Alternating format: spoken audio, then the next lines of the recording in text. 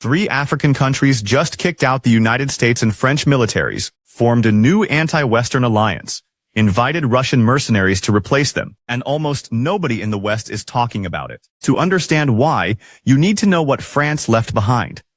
After independence in the 1960s, France never really left. Military bases across the Sahel, thousands of troops, Operation Barkhane, 60 years of permanent presence. The justification was fighting jihadists.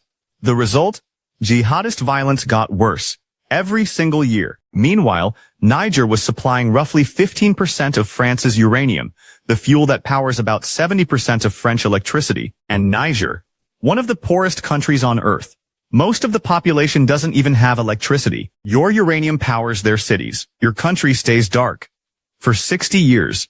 And then the coups started. Every single coup leader was trained by Western military programs. American, French, the West built the armies that would expel them. Mali fell first, 2020. Then Burkina Faso, 2022. Then Niger, 2023. 3 coups, 3 years. When Niger's junta expelled French troops, thousands flooded the streets of Niamey, waving Russian flags, burning French ones. This scene was virtually absent from mainstream Western news. The United States had a $110 million drone base in Agadez, Niger, one of the largest American military construction projects in Africa, gone.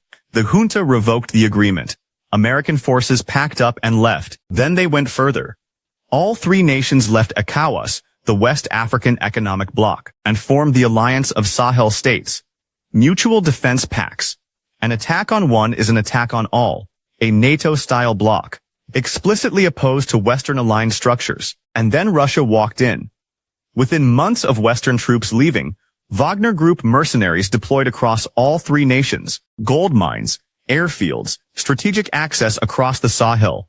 Russia replaced the West without firing a shot.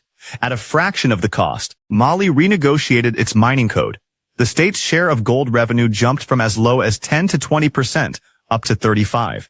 They reserved the right to take controlling stakes in strategic mines. Decades of lopsided contracts. Challenged overnight. This is the most significant rejection of Western influence in Africa since decolonization, and other African nations are watching. The biggest geopolitical realignment on the continent in 60 years. And Western media is barely whispering about it. Why? If you like stories like these, please like and subscribe.